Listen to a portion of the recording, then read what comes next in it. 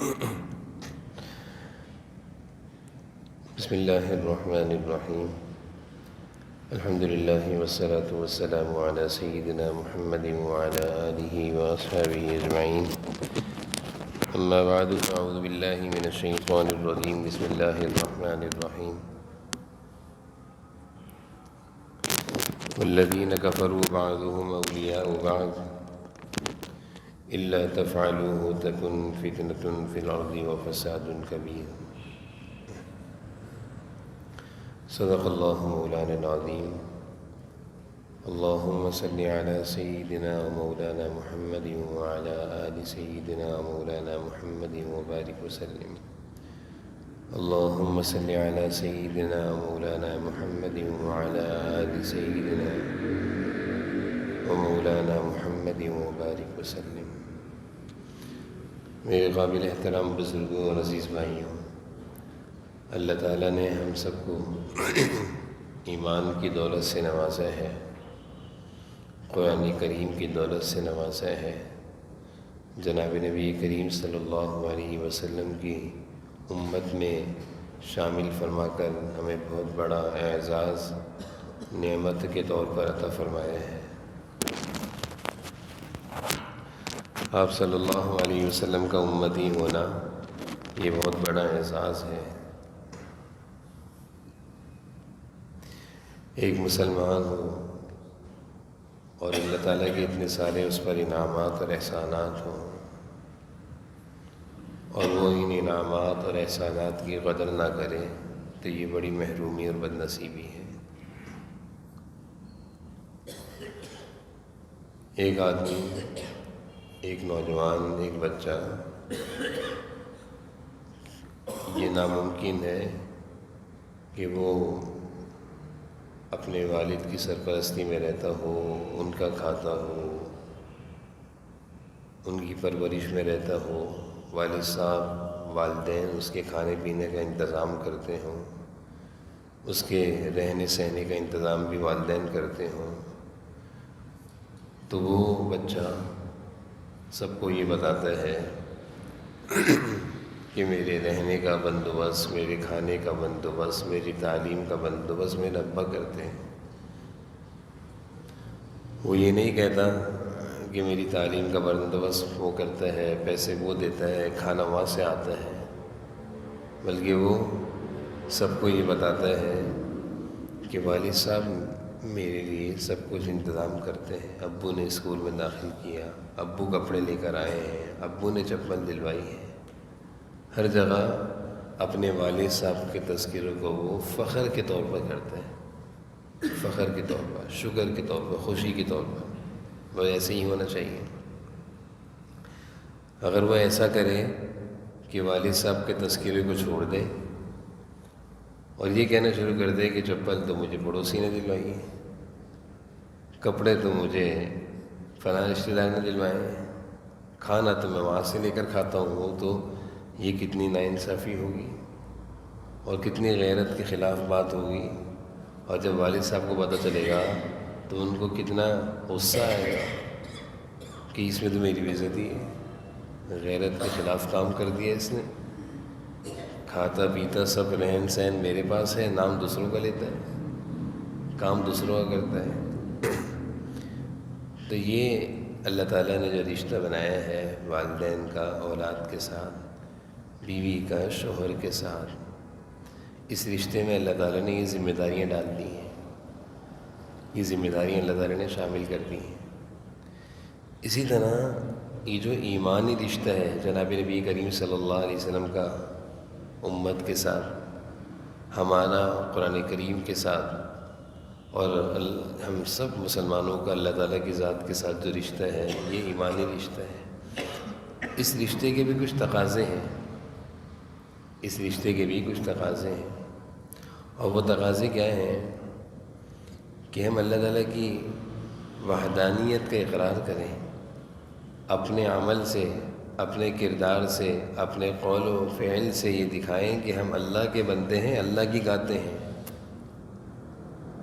ہماری غیرت ایمانی کے خلاف ہے کہ ہماری پرورش تو اللہ نے کی ہے، ہم پیدائش اللہ تعالیٰ کے ذریعے سے ہوئی ہے، وجود ہمارا اللہ تعالیٰ نے کیا ہے، پیدا ہمیں اللہ نے کیا ہے، دنیاوی چیزوں کا انتظام اللہ تعالیٰ کرتے ہیں، اور ہم یہ کہیں کافروں کی تعریف کریں یا ان کے نغمے گائیں یا ان کی کسی بھی طرح ہم خوشی کی خاطر یہ کہیں کہ بھئی یہ بہت اچھے لوگ ہیں، یہ بہت اچھے لوگ ہیں، تو یہ غیرت ایمانی کے خلاف ہے، یہ غیرت ایمانی کے خلاف ہے۔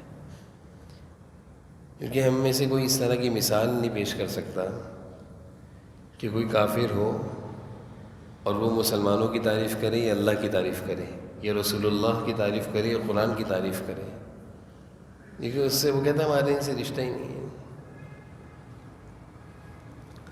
اور نہ ہی ہمارے پاس ایسی کوئی مثال ہوگی کہ قرآن کریم کو کافر عظمت اور محبت کے ساتھ پڑھ رہے ہوں، تلاوت کر رہے ہوں، نہیں، ان کا اس کتاب سے کوئی تعلق نہیں، وہ تو نفرت کا اظہار کرتے ہیں۔ تو کسی بھی کافر کو ہم نے یہ نہیں دیکھا ہوگا کہ وہ مذہب اسلام کی باتیں کر رہا ہو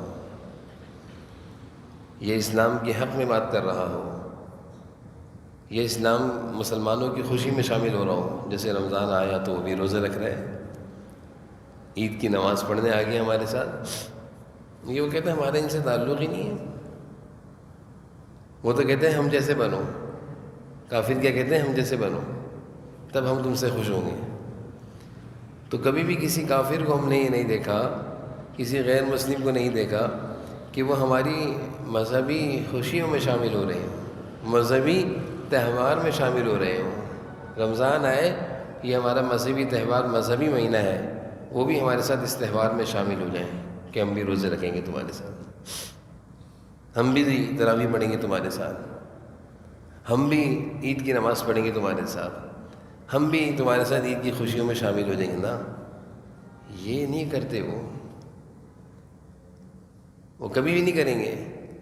ان کو نہیں دیکھا ہوگا کہ وہ قرآن کریم چھپوائیں، تقسیم کریں مخلصانہ طور پر، نہ، بدمعاشی کے طور پر تو کر لیں گے، اس میں تبدیلی کرنے کی کوشش کریں گے، لیکن کوئی بھی غیر مسلم مذہبی کام کبھی نہیں کرے گا۔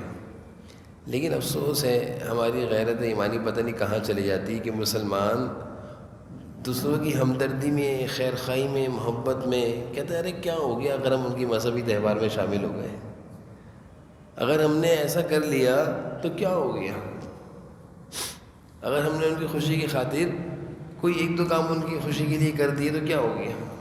جیسے حضور صلی اللہ علیہ وسلم کے دور میں چند مشرکین آپ صلی اللہ علیہ وسلم کے پاس آئے اور کہنے لگے کہ ہم آپ کی بات ماننے کو تیار ہیں، ایمان لانے کو تیار ہیں، بس ایک بات ہم ہماری مان لیں۔ یہ بھائی کیا بات ہے تمہاری؟ کہ ہم آپ کے اللہ کی عبادت کریں گے ایک دن آپ ہمارے بت خانے میں آ کر ہمارے بتوں کی عبادت کریے گا۔ کمپرومائز، 50-50 والے کام جو ہم لوگ کرتے ہیں نا خوش کرنے کے لیے کسی کو، تو ایک دن آپ ہمارے بتوں میں آ کر نا ایک بس ہاتھ پھیر دیے گا، عظمت والا ہاتھ، عقیدت والا ہاتھ، بس زیادہ ان کی آگے عبادت کرنے کی ضرورت نہیں ہے، اور ایک دن ہم آپ کے کہنے پر اللہ کی عبادت کریں گے۔ جناب نبی کریم صلی اللہ علیہ وسلم نے ابھی ان کا جواب نہیں دیا تھا، اللہ تعالیٰ نے قرآن کی آیتیں اتار دیں، قُلْ يَا أَيُّهَا الْكَافِرُونَ، ان کافروں سے کہہ دو اے کافروں، لا اعبد ما تعبدون، جس کی تم عبادت کرتے ہو ہم اس کی عبادت نہیں کریں گے۔ ایسا ممکن ہی نہیں ہے، غیرت ایمانی کے خلاف ہے کہ جو کام تم کرو ہم کیوں کریں، ہم مسلمان ہیں، ایمان ہے ہمارے اندر، ہمارے پاس ایمانی تعلیمات ہیں، اسلامی تعلیمات ہیں، ہم کسی بھی چیز میں تمہارے محتاج نہیں ہیں۔ اللہ تعالیٰ نے قرآن کریم میں کہ لکم دینکم ولی دین، تمہارا مذہب تمہیں پیارا، ولی دین ہمارا مذہب اسلام ہمیں پیارا، تم اپنے مذہب پر چلتے رہو، ہم اپنے مذہب اسلام پر چلیں گے، اللہ فیصلہ کریں گے کون حق پر تھا۔ اللہ تعالیٰ نے قرآن کریم کی آیتیں اتار کر کافروں کو مایوس کر دیا کہ کبھی ہم سے امید نہ رکھنا کہ ہم تمہاری کسی بھی بات کو تسلیم کر کر مذہبی تہوار میں شامل ہوں گے۔ اب دیکھیں نا، ہم بہت سارے ایسے کام کرتے ہیں کہ جس سے ہمارا رہن سہن تبدیل ہو رہا ہے، ہماری تعلیمات، تعلیمی اداروں میں تعلیم کا نظام تبدیل ہو رہا ہے. ہماری عدالتوں سے عدالتی نظام اسلام کا نکل کر ان کا عدالتی نظام چل رہا ہے. تعلیم ان کی چل رہی ہے، کاروبار تجارت ان کے طریقے پر، رہن سہن پہننا اڑنا کپڑے سپڑے ہمارے تبدیل، ہر چیز تبدیل. ہمارے فیشن بھی وہیں سے آتے ہیں، ہمارے نہانے کے صابن بھی وہیں سے آتے ہیں، ہمارے چہروں پہ لگانے والی کریمیں بھی وہیں سے آتی ہیں، ہمارے بچوں کے دودھ بھی وہیں سے آتے ہیں، ڈبوں کے دودھ. یعنی ہم ان کے اتنے محتاج ہیں. انہوں نے اسلام پر مسلمانوں پر ایسی محنت کری کہ جب چاہیں وہ ہمارے بچوں کو بھوکا مار سکتے ہیں دودھ کے ڈبے بند کر کے. ہمارا ہر ڈاکٹر جو ڈبے لکھتا ہے دودھ کے کہاں کے ہوتے ہیں سب کو پتہ ہے. ان ڈبوں کا میں بھی محتاج ہوں. مجھے بھی اپنے بچوں کو وہی ڈبہ پلانا ہے، کیونکہ جب میں نے لوکل دودھ پلایا ڈاکٹر کہے گا بیمار پڑ جائے گا، بچ جائے گا. ہم اتنے محتاج ہیں. ہر لحاظ سے انہوں نے ہمیں جھکڑ دیا ہے، انہوں نے ہمیں ہر طریقے سے پکڑ دیا ہے. ہمیں نہانے کے لیے صابن بھی ان کا برانڈڈ چاہیے، ہم اپنے نہیں لیں گے صابن. ہمیں شیمپو بھی ان کا چاہیے. ہمیں کھانے کی چیزوں میں بچوں کی کھانے کی چیزیں بھی ان کی پسند ہیں، پہننے کے کپڑے بھی وہیں کے پسند ہیں. یعنی ہر چیز میں ہم ان کی محتاج ہیں. ہمارا بچہ وہ جوس پیے گا جو وہاں سے آتا ہے، وہ کولڈ ڈرنک پیے گا جو وہاں کی ہوتی ہے، یہاں کی نہیں پیے گا. اتنا انہوں نے اپنی محنت کری ہے. دیکھیں یہ محنت ہے، اتنی محنت کری ہے کہ ہمارا ایک معصوم سا بچہ بھی اس کا ان کا محتاج ہو گیا. یہ سوچنے کی بات ہے. آج ہم ان کو کما کر دے رہے ہیں، ان کی کمائی کا ذریعہ ہم بنے ہوئے ہیں. ہمارا کتنا مال ادھر جا رہا ہے. آپ یہ دیکھیں نا کہ اگر ہم دیکھیں ایک صابن ہے، سارے صابن وہیں کے ہیں، صرف کپڑے دھونے کے سب ان کے ہیں، بچوں کے دودھ کے ڈبے سب ان کے ہیں، پیٹرول پمپ سب ان کے ہیں، شیل پمپ بھی ان کے ہیں. ہر چیز تو ان کی ہے. جو ہماری چیزیں ہیں اس پر سے ہمیں ایک چیز سکھا دی گئی، لوکل ہے، کھا کے مرو گے. ان کی چیزیں ہیں برانڈڈ ہے، کھا کے صحت مند ہو جاؤ گے. یہ کیا چیز ہے؟ ہمیں نہیں معلوم کہ وہ اپنی چیزوں میں کیا کیا شامل کر رہے ہیں. کھانے کی چیزوں میں ہمیں نہیں معلوم کہ وہ اپنی چیزوں میں کیا شامل کر رہے ہیں، لیکن بس ذہن بن گیا ہے. یہ غیرت ایمانی کے خلاف ہے.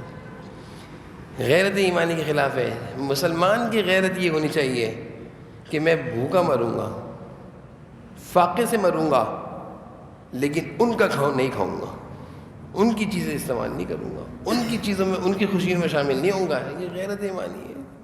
ہمیں کیا ہو گیا؟ ہماری غیرت کہاں چلی گئی؟ حضور صلی اللہ علیہ وسلم نے ان کی معیشت کو توڑا تھا. میں بھی سناتا ہوں کس طرح توڑا تھا. ہم نے ان کی معیشت کو مضبوط کر دیا. یعنی جتنی بڑی کمپنیاں ہیں آپ مجھ سے زیادہ جانتے ہیں، وہ سب یہودیوں کی ہیں. ان ساری کمپنیوں کو ہم چلا رہے ہیں. اگر برانڈڈ چیزیں بند ہو جائیں اور ہمارے ملک میں چیزیں تیار ہونا شروع ہو جائے تو کیا ضرورت ہے باہر کی چیزیں اندر آئیں گی؟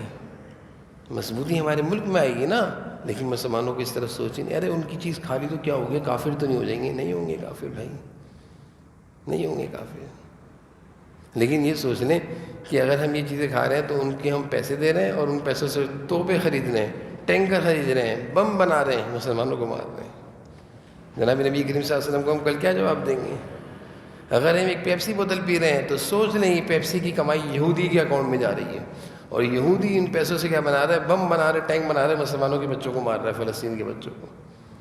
ہمیں اپنے بچوں کو یہ سکھایا نہیں. ہمارے بچوں کے اوپر نفرت ہو.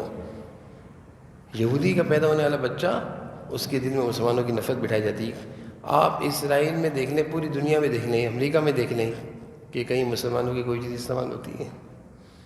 صوفی صابن استعمال ہوتا ہے وہاں پہ؟ کوئی چیز استعمال نہیں ہوتی ہماری. وہ ہماری چیزوں کو لیتے ہیں نا، 10 چیزوں میں سے 9 چیزوں کو ریجیکٹ کرتے ہیں، واپسی خراب ہے. ہماری چیزوں میں سے اگر کوئی چیز جائے گی تو 9 چیزیں ریجیکٹ ہو کر واپس آئیں گی، سڑ کر واپس آئیں گی. کتنے کاروباریوں کا بیچاروں کا دیوالی نکل جاتا ہے کہ مال بھیجا تھا واپسی ریجیکٹ ہو گئی، سب خراب ہو گئے. چلو بھائی، وہ تو ہمارے ساتھ یہ کرتے ہیں. جناب نبی کریم صلی اللہ علیہ وسلم کو معلوم چلا کہ مسلمانوں کے خلاف مشرکین ایک بڑی تیاری کر رہے ہیں، جنگ کی ایک بڑا معرکے کی تیاری کی جا رہی ہے، پیسہ جمع ہو رہا ہے۔ اس تیاری کے لیے ابو سفیان نے قافلہ تیار کیا ہے، شام لے کر گیا ہے، اور اس میں اس قافلے میں کاروبار کا سامان گیا ہے، سامان آئے گا، اس کاروبار میں جتنا نفع ہوگا وہ سارا مسلمانوں کے خلاف استعمال ہوگا۔ یہ مکہ میں پلاننگ ہوئی، کیونکہ وہاں پہ کاروبار کیا تھا، وہاں پہ تجارت تھی۔ ایک ملک سے، شام سے مال آتا تھا، مال جاتا تھا، اس طرح لوگ خرید و فروخت کرتے تھے۔ کپڑے آ رہے ہیں شام سے، ملک شام سے، اسلامی ریاست دی ہیں، تو یہاں سے قافلہ تیار ہوا ابو سفیان کی قیادت میں، اور مکہ کے ہر کافر کے گھر سے اس قافلے میں حصہ ڈالا گیا۔ کاروبار میں وہ ایک قافلہ نہیں تھا، ایک کاروباری قافلہ تھا کہ یہاں سے اتنے پیسے لے کر جائیں گے، وہاں سے اتنا مال خریدیں گے، اتنا بیچیں گے، جو نفع ہوگا سب مسلمانوں کے خلاف جنگ میں استعمال کریں گے۔ تو اس قافلے میں، اس کاروباری قافلے میں مکہ کے رہنے والے ہر کافر کے گھر سے حصہ ڈالا گیا، ہر ایک نے حصہ ڈالا کہ مسلمانوں کی جو مدینہ ریاست ہے اس کو کمزور کرنا ہے۔ یہ سوچ تھی۔ آپ سوچ دیکھنے کافر کی سوچ کیا تھی کہ مدینہ کی جو ریاست قائم ہوئی ہے، نہیں اس کو کمزور کرنا ہے، اس کو کمزور کرنا ہے۔ حضور صلی اللہ علیہ وسلم کو اطلاع آ گئی جب یہ قافلہ روانہ ہوا اور شام گیا، ملک شام سے بڑی تجارت کر کے، بہت تجارت کر کے، نفع کا کاروبار کر کے واپسی آ رہا تھا۔ آپ صلی اللہ علیہ وسلم کو جب اطلاع ملی، آپ نے صحابہ سے مشورہ کیا، یہ تو سب آستین کے سانپ بنیں گے، کاروبار کا سے ہی ملک شام سے آ رہے ہیں اور یہ سب مال لے کر پھر نقصان پہنچائیں گے۔ مشورے سے یہ طے ہوا کہ اس قافلے کو روکنا ہے، اس قافلے کو مکہ پہنچنے نہیں دینا۔ چنانچہ آپ صلی اللہ علیہ وسلم 313 صحابہ، چھوٹی سی ایک جماعت تھی، 313 صحابہ کی جماعت لے کر اس قافلے کو روکنے کے لیے گئے، کیونکہ اس قافلے کا مقصد مسلمانوں کی ریاست مدینہ کو اور مسلمانوں کی بنیاد کو توڑنا تھا۔ یہ مقصد تھا۔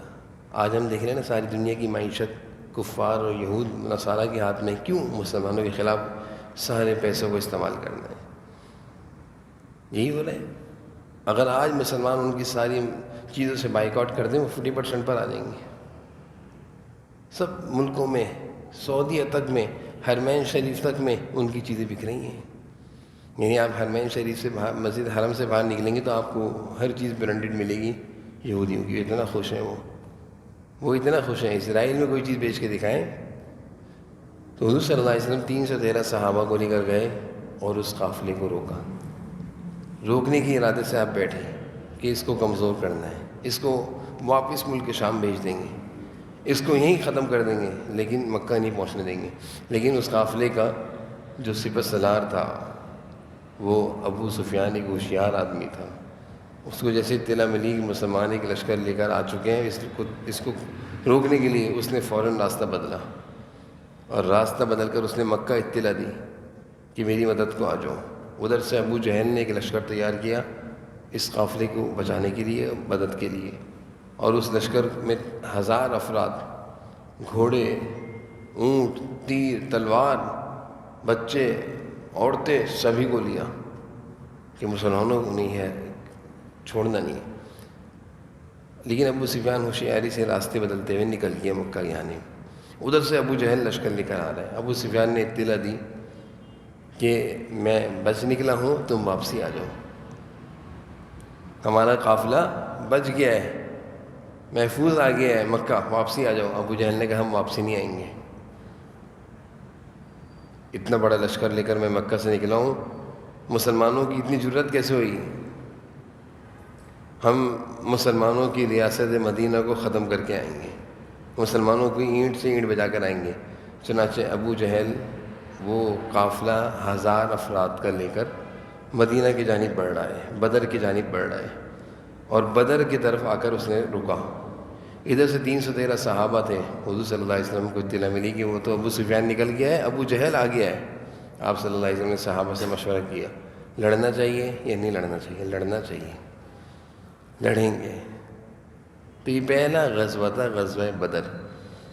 313 کا مقابلہ ہوا تھا 1000 سے، اور اسی غزوے میں بڑے بڑے مکہ مشرکین کے سردار، جن میں سے ابو جہل بھی مارا گیا۔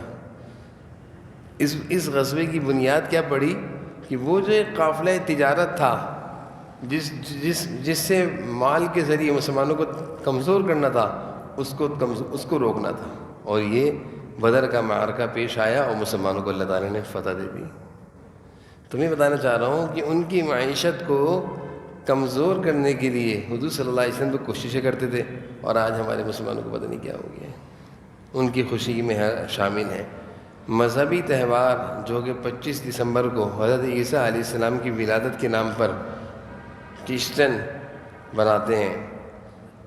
ان کا یہ مذہبی تہوار ہے، جو کہ اس بنیاد پر ہے کہ حضرت عیسیٰ علیہ السلام کی، یعنی نعوذ باللہ اللہ کے ہاں بیٹے کی ولادت ہوئی ہے، جبکہ اللہ تعالیٰ نے فرمایا قالوا اتخذ اللہ ولدا سبحانہ، اللہ تعالیٰ بیٹے سے، اولاد سے پاک ہیں، نہ بیوی ہے نہ اولاد ہے، ان چیزوں سے اللہ تعالیٰ پاک ہیں۔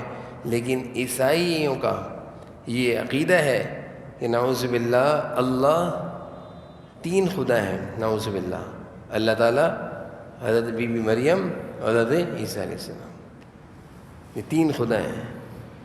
تو کہتے ہیں کہ ہمارے تیسرے خدا کی پیدائش ہوئی ہے حضرت عیسیٰ علیہ السلام کی 25 دسمبر کو۔ ان کی پیدائش میں یہ 25 دسمبر کو مذہبی تہوار مناتے ہیں، خوشیاں مناتے ہیں، دکانوں پہ سیلیں لگاتے ہیں۔ مسلمان بھی ان کے دیکھی دیکھی سیلیں لگاتے ہیں، کتنی افسوس کی بات ہے، مسلمان بھی ان کے دیکھی دیکھی سیلیں لگاتے ہیں، مسلمان بھی ان کی خوشیوں میں شامل ہوتے ہیں، مسلمان بھی ان کو مبارکبادی دیتے ہیں، مسلمان بھی ان کو کیک دیتے ہیں، جو کہ ناجائز ہے، حرام ہے، بعض دفعہ دائرہ اسلام سے نکلنے کا بھی علماء فتویٰ دیتے ہیں، کیونکہ یہ ایک ایسی بنیاد ہے۔ حضرت عیسیٰ علیہ السلام کی پیدائش کی بنیاد کیا بنائی کہ اللہ تعالیٰ کے یہاں پیدائش، نعوذ باللہ، یہ کفریہ تہوار ہے۔ اس کفریہ تہوار کا حصہ بننا کسی بھی طرح گویا کفر میں شامل ہو گئے۔ اس لیے علماء سختی سے منع فرماتے ہیں کہ اس کفریہ تہوار میں کسی بھی طرح کسی کو شامل ہونے کی کسی بھی طرح اجازت نہیں ہے۔ ہولی کھیلتے ہیں، رنگ پھینکتے ہیں، مختلف طریقے سے مسلمانوں کی، آج میں نے کہا نا ہمارے تعلیمی اداروں میں تعلیم بھی باہر کی ہے، بچے ہمارے ہولی کھیلتے ہیں، اینگ پھینکتے ہیں۔ یہ کہاں سے آئی ہے؟ یہ اینگ پھینکنا کہاں سے ہے؟ انہی کا طریقہ ہے۔ افسوس ہے، حضور صلی اللہ علیہ وسلم نے خوشی میں کبھی اینگ پھینکی ہے؟ صحابہ نے کبھی خوشی کا اس طرح اظہار کیا ہے؟ نہ، ہم ان کے اتنے غلام ہیں اور ہمارے بچے ان کی طرح کے کام کرتے ہیں۔ ہندوستان میں ایک بزرگ تھے، 25 دسمبر کا دن تھا، ہولی کا دن تھا، وہ اس دن نکلے تو دیکھا ہر ایک نے دوسرے کے اوپر رنگ پھینکا ہوا تھا، لال رنگ۔ تو انہوں نے دیکھا کہ ایک کتا جا رہا ہے اور یہ پان کھا رہے تھے، انہوں نے اس کتے پر پان کی پچکاری پھینکی کہ تو بھی لال ہو جائے، سب لال ہیں، تو بھی لال ہو جائے۔ اس کتے پر پچکاری مار کے اس کو بھی لال کر دیا کہ سب ہولی کھیلنے، تو بھی لال ہو جائے۔ رات کو جب سوئے ہیں، دیکھا کہ محشر کا میدان لگا ہوا ہے، اللہ کے دربار سجی ہوئی ہے، اور فیصلے ہو رہے ہیں، اس کو جنت میں، اس کو جہنم میں۔ عیسائیوں کے بارے میں فیصلہ ہوا کہ یہ سب کافر ہیں، جہنم میں لے جاؤ۔ یہ بزرگ کھڑے ہوئے ہیں، ان کے بارے میں اللہ تعالیٰ کی طرف سے حکم ہوا ان کو بھی انہی میں سے کر دو۔ انہوں نے بھی ہولی کھیلی تھی، انہوں نے بھی کیا کام کیا تھا؟ صرف پان کی پچکاری پھینکی تھی، اس پر کفر، اس پر جہنم کا فیصلہ ہو گیا، جہنم میں بھیج دی۔ کچھ بھی نہیں کیا تھا، لیکن عیسائیوں والا، کافر والا کام کیا تھا۔ خواب میں صبح اٹھے پریشان، توبہ استغفار ہے، مجھ سے کیا غلطی ہو گئی، مجھ سے کیا غلطی ہو گئی کہ میں نے ایک ایسا کام کر لیا کہ جس سے اللہ تعالیٰ ناراض ہو گئے، کافروں میں سے ہو گیا میں۔ ہندوستان کے ایک مشہور بادشاہ گزرے ہیں، محمود، بہت بڑا ہندوستان کا حصہ انہوں نے فتح کیا تھا، اور ایک عرصہ دراز تک مسلمانوں کی حکومت رہی ہے ہندوستان میں۔ یہ تو اب دوسری حکومت آئی ہوئی ہندوؤں کی۔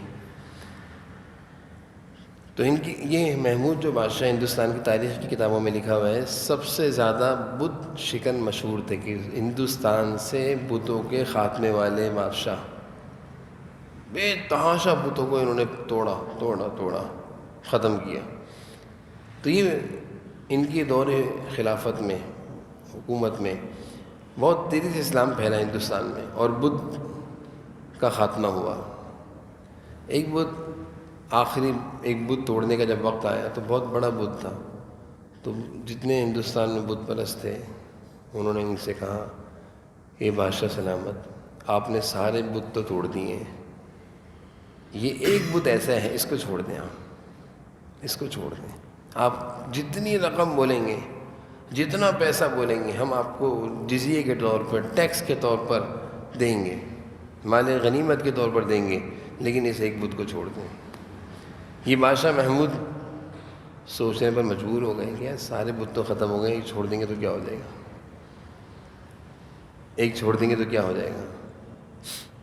اپنی جو ٹیم تھی ان کے وزراء کی مشورہ ہوا، سارے وزیروں نے ایک ہی بیان دیا کہ سارے بتوں کا تو خاتمہ ہو گیا، ایک بت کے رہنے سے کیا ہوتا ہے، چھوڑ دیں ایک بت۔ اگر ایک بت کے چھوڑنے پر اتنی بڑی مالی امداد آ جائے گی تو اس سے اسلام کے لیے ہم بہت کچھ کر لیں گے، جنگی سامان خرید لیں گے۔ یہ تو ایک وزیر تھا جس کی غیرت ایمانی بولی، بادشاہ اب تک تو محمود اس نام سے مشہور ہے، بادشاہ محمود، بت شکن، بت توڑنے والا، اب محمود مشہور ہو جائے گا بت فروش کے نام سے، بت فروش، بت بیچنے والا، بت بیچنے والا۔ یہ ان کا فیصلہ تھا، یہ اس کا جملہ تھا، لیکن ان کے جملہ کیونکہ اکیلا وزیر تھا، اس کے جملے پر کسی نے کوئی توجہ نہیں دی۔ اجلاس ختم ہو گیا، سب چلے گئے، بادشاہ سلامت رات کو سوئے، خواب میں دیکھتے ہیں اللہ کا دربار لگا ہوا ہے، فیصلے ہو رہے ہیں کہ جہنم میں لے کر جاؤ، جہنم میں جنت میں، جہنم میں جنت کے فیصلے ہو رہے ہیں اللہ تعالیٰ کی طرف سے۔ اس بادشاہ کو سامنے لایا گیا تو فرشتے کہہ رہے ہیں، ایک فرشتہ کہ یہ بت شکن ہے، یعنی اس نے ہندوستان سے بتوں کو ختم کیا ہے۔ دوسرا فرشتہ کہہ رہے ہیں نہیں، یہ بت فروش ہے، یہ بت فروش ہے، اس نے ایک بت بیچا ہے، اس پر پیسے لیے ہیں، ابھی لیے نہیں تھے۔ تو دونوں فرشتوں میں اختلاف ہو گیا۔ ایک فرشتہ کہہ رہے ہیں نہیں، یہ جنت میں جائے گا، یہ بت شکن ہے، بتوں کو اس نے توڑا ہے، ہندوستان سے بتوں کا خاتمہ کیا ہے۔ دوسرا فرشتہ ہاتھ پکڑ کے کھڑا ہوا ہے کہ نہیں، یہ بت فروش ہے، ایک کا سودا کیا ہے، اسلام کا سودا، مسلمانوں کا سودا، یہ تو کتنے لوگ کرتے ہیں۔ اس اتنے میں آنکھ کھل گئی، اسی اختلاف میں آنکھ کھل گئی، آنکھ کھلی، سب کچھ چھوڑا، دوڑے ہوئے آئے، فوراً اپنی وہ اجلاس بلایا، اپنی اجلاس میں یہ فیصلہ جاری کیا کہ فوری طور پر وہ بت توڑ دیا جائے، فوری طور پر وہ بت توڑ دیا جائے۔ میں سودا نہیں کر سکتا، سودے باز نہیں بنوں گا کہ یہاں مسلمانوں کو بھی خوش کر لوں اور ایک بت چھوڑ کر کافروں کو بھی خوش کر لوں۔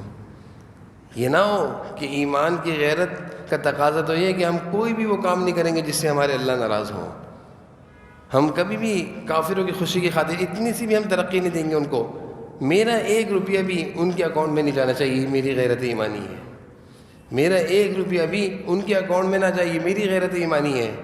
میں کیوں پیپسی بوتل پیوں، میں کیوں ان کے صابن خریدوں، میں کیوں ان کے صرف خریدوں، میں کیوں دودھ کے ڈبے خریدوں، میں کیوں ایسی چیز خریدوں، میں ہر چیز کے خریدنے سے پہلے دیکھوں گا کہ یہ پیسہ کہاں جا رہا ہے، میں کیوں ان کو مضبوط کروں، یہ میری غیرت ایمانی، ہم سب کی غیرت ایمانی یہ ہونی چاہیے کہ ہم بھوکے رہیں گے، فاقے سے رہیں گے، لیکن ایسا کوئی عمل اختیار نہیں کریں گے کہ جس سے ان کی معیشت مضبوط ہو، ان کے جیب میں پیسہ جائے، ان کی آمدنی میں اضافہ ہو۔ یہ ہمیں یہ اقدام کرنا پڑے گا، یہ قدم اٹھانا پڑے گا، اللہ تعالیٰ کو اپنی غیرت ایمانی دکھانی پڑے گی، نہیں تو یہ نہ فیصلہ ہو جائے کہ نہیں یہ بت فروش ہے، یہ ان کی چیزیں خریدا کرتا تھا، یہ نہ فیصلہ ہو جائے کہ یہ بھی ہولی میں شامل ہے، یہ بھی ان کی خوشی کی خاطر بہت کچھ کیا کرتا تھا، اس لیے ہمیں ایک تو دو کام کرنے ہیں۔ 25 دسمبر ہے، پیر کا دن ہے، کل کا دن ہے، کل یہ میسیجز بھی چلیں گے،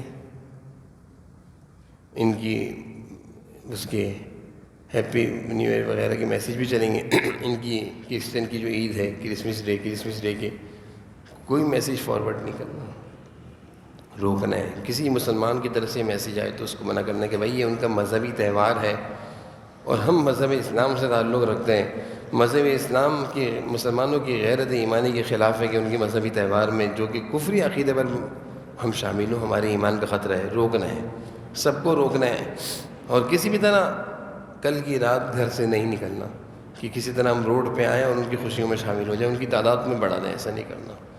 ایک تو اس بات کا خیال کرنا ہے، اور دوسرا آج سے ہمیں یہ اقدام اور یہ عزم اور یہ فیصلہ کرنا ہے کہ ہم نے ہر چیز کو لینے سے پہلے یہ دیکھنا ہے کہ یہ کس کے برانڈ ہے، کس کی جیب میں اس کا پیسہ جا رہا ہے، کس کی معیشت مضبوط ہو رہی ہے، کس کی مال میں اضافہ ہو رہا ہے، یہ فیصلہ کرنا ہے۔ اپنے بچوں کو بھی سکھانا ہے، بچوں کو یہ درس دینا ہے کہ بیٹا تم پیپسی پیتے ہو نا، یہ پیسے یہودی کی جیب میں جاتے ہیں اور وہ اس پیسوں سے اس فلسطین کے بچوں کو مار رہا ہے، یہ سکھانا ہے، یہ درس دینا ہے۔ بیٹا تم یہ جو جوس پی رہے ہو نا، یہ جو تم چیز کھا رہے ہو نا، یہ جو تم چاکلیٹ کھا رہے ہو نا، اس کے پیسے ادھر جا رہے ہیں اور وہ مسلمانوں کے بچوں کو مار رہا ہے۔ یہ سبق پڑھانا ہوگا، تب جا کر ہم اللہ کے ہاں کچھ بچ سکتے ہیں، نہیں تو ہماری پکڑ ہو جائے گی۔ اللہ تعالیٰ ہم سے کل پوچھیں گے کہ تم تو پیسہ دیتے تھے ان کو یہ فلسطین کے بچوں کو مارنے کے لیے، تمہارے پیسے سے وہ ٹینک بناتے تھے، اگر تم نہ پیسہ دیتے اور ان کی معیشت کو برباد کر دیتے تو وہ اتنے ٹینک نہ بناتے جس سے فلسطین پر اتنے حملے کرتے۔ تو یہ دو چیزیں ہیں ہمارے آج کے درس سے۔ اپنی غیرت ایمانی کا تقاضا پورا کیجئے اور غیرت ایمانی کا اظہار کیجئے اور مسلمان ہونے کا ثبوت دیجئے، حضور صلی اللہ علیہ وسلم کی امتی ہونے کا ثبوت دیجئے اور اپنے بچوں کو یہ درس دیجئے۔ اللہ تعالیٰ ہم سب کو کہنے سننے پر عمل کی توفیق نصیب فرمائے۔ وآخر دعوانا الحمد للہ رب العالمین۔ اللہم صلی علی سیدنا محمد۔ یا اللہ ہماری اس وقت کے کہنے سننے پڑھنے بیٹھنے کو اپنی بارگاہ میں قبول فرما لیجیے۔ جو کچھ باتیں آپ کی توفیق سے کہیں سنی گئی ہیں اللہ کہنے سننے کو قبول فرما لیجیے۔ ہم سب کو یا اللہ کامل ایمان اور کامل یقین نصیب فرما دیجیے اور ایمان کے مطابق غیرت ایمانی والے فیصلے کے کرنے کی توفیق نصیب فرما دیجیے۔ یا اللہ ایمان کی حلاوت، ایمان کی لذت، ایمان کی چاشنی نصیب فرما دیجیے۔ اللہ ایمان کی طاقت نصیب فرما دیجیے۔ ایمانی طاقت کی روشنی میں غیرت ایمانی والے فیصلے کرنے کی ہم سب کو توفیق نصیب فرما۔ اللہ آپ نے ہمیں مسلمان بنایا، مسلمان گھرانے میں پیدا کیا، قرآن کریم عطا فرمایا، حضور صلی اللہ علیہ وسلم کو امتی بنایا۔ اللہ ہم تو بہت خوش نصیب ہیں۔ اللہ یا اللہ ان نسبتوں کی لاج رکھنے کی بھی توفیق نصیب فرما دیجیے۔ ان نسبتوں کی لاج، حضور اللہ آپ کے ساتھ ہماری نسبت ہے، قرآن سے ہماری نسبت ہے، جناب نبی کریم صلی اللہ علیہ وسلم کی ساتھ نسبت ہے امتی ہونے کی۔ اللہ ان نسبتوں کے لاج رکھنے کے بعد اللہ ہمیں غیرت ایمانی نصیب فرما دیجیے اور یا اللہ ایمان کے تقاضوں کو پورا کرنے کی توفیق نصیب فرما۔ اللہ ایمان کے تقاضوں کو پورا کرنے کی توفیق نصیب فرما۔ اللہ ایمان کے تقاضوں کے مطابق زندگی گزارنا نصیب فرما۔ اللہ ہم سب کے حال پر رحم فرما، ہم سب کی زندگیوں میں عمروں میں صحت میں برکتیں نصیب فرما، ساری دنیا کے مسلمانوں کی جان و مال کی، ایمان کی، عزتوں کی حفاظت فرما، عافیت نصیب فرما۔ اے اللہ اس درجے کا ہم سب کو ایمان اور اس درجے کی ایمانی طاقت اور ایمانی قوت نصیب فرما کہ اللہ مسلمانوں کی تکلیف کا ہم احساس کریں اور اپنے تن من دھن کی بازی لگا کر مسلمانوں سے تکلیف کو دور کرنے کی کوشش کریں، فکر کریں۔ اللہ اس درجے کا ایمان نصیب فرما، ایمان کی طاقت اور ایمان کی حلاوت، اور یا اللہ شکر اور قناعت کہ یا اللہ بھوکا رہنا آسان ہو، فاقے سے رہنا آسان ہو، لیکن یا اللہ آپ کے دشمنوں کی معیشت کو مضبوط کرنے کو ہم بالکل گوارا نہ کریں۔ ایسی کوئی چیز ہم استعمال نہ کریں، نہ خریدیں کہ جس کے خریدنے سے ہمارے پیسے آپ کے دشمنوں کے پاس جاتے ہوں اور آپ کے دشمن ان پیسوں سے اللہ اسلام کو، مسلمانوں کو نقصان پہنچاتے ہوں۔ ہم سب کو ایسا ایمان کامل نصیب فرما اور یا اللہ اپنی ذات جاری پر بھروسہ اور شکر اور قناعت نصیب فرما تاکہ ہم شکر کریں، قناعت کریں اور یا اللہ بھوکا رہنا اور فاقے سے رہنا گوارا کریں۔ یا اللہ اپنی چیزوں چیزوں پر قناعت اختیار کرتے ہوئے ان کی چیزوں کے استعمال سے ہم بچیں۔ اللہ ہم سب کو اس درجے کا ایمان اور غیرت ایمانی نصیب فرما دیجیے۔ ربنا تقبل منا انک انت السمیع العلیم وتب علینا انک انت التواب الرحیم، وصلی اللہ علی النبی الکریم۔